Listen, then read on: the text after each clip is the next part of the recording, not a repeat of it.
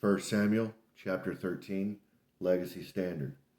Saul was 30 years old when he began to reign, and he reigned 42 years over Israel. And Saul chose for himself 3,000 men of Israel, of which 2,000 were with Saul in Michmash, and in all the hill country of Bethel, while 1,000 were with Jonathan at Gibeah of Benjamin. But he sent away the rest of the people, each to his tent.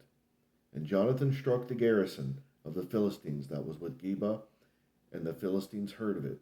Then Saul blew the trumpet throughout the land, saying, Let the Hebrews hear. Then all Israel heard the news that Saul had struck the garrison of the Philistines, and also that Israel had become odious to the Philistines. The people were then summoned to Saul at Gilgal.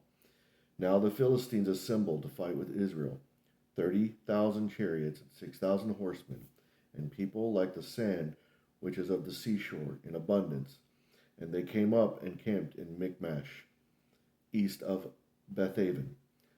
Now the men of Israel saw that they were in a strait, for the people were hard pressed. Then the people hid themselves in caves, in thickets, in cliffs, in cellars, and in pits. Also some of the Hebrews crossed the Jordan into the land of Gad and Gilead.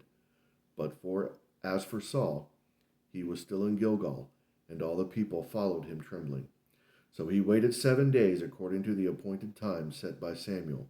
But Samuel did not come to Gilgal, and the people were scattered from him. So Saul said, Bring near to me the burnt offering and the peace offerings. And he offered the burnt offering. And as soon as he finished offering the burnt offering, behold, Samuel came, and Saul went out to meet him and to greet him. But Samuel said, What have you done? And Saul said, Because I saw that the people were scattering from me, and that you did not come within the appointed days, and that the Philistines were assembling at Michmash. Therefore I said, Now the Philistines will come down against me at Gilgal. And I have not entered the favor of Yahweh. So I forced myself and offered the burnt offering. And Samuel said to Saul, You have acted foolishly.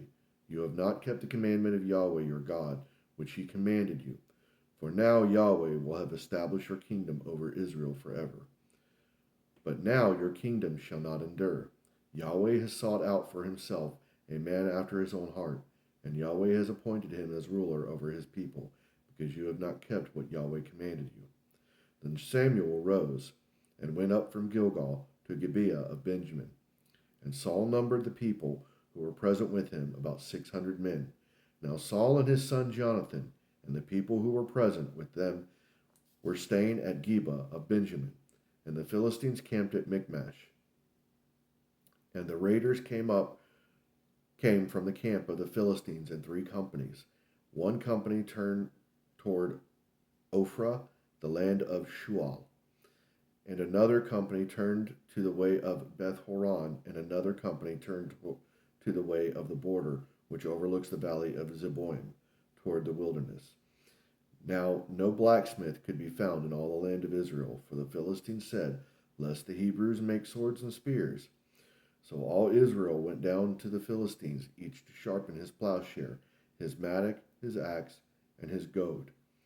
And the charge was 2/3 of a shekel for the plowshares, the mattocks, the forks, and the axes, and to fix the goad. So it happened on the day of battle that neither sword nor spear was found in the hands of any of the people who were with Saul and Jonathan, but they were found with Saul and his son Jonathan. And the garrison of the Philistines went out to the pass of Michmash.